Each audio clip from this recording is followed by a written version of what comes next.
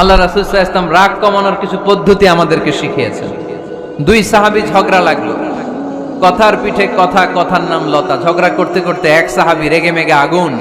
আল্লাহ রাসূল দেখতে লাগলেন আর বললেন, ইন্নী লা আ'লামু কালিমা লাউ ক্বালাহা লা যাহাবা যা আনহু। নিশ্চয়ই আমি এমন এক বাক্য জানি, এই বাক্যটা যদি এই সাহাবী পড়ে তাহলে তার রাগ মুহূর্তের মধ্যে ঠান্ডা হয়ে যাবে।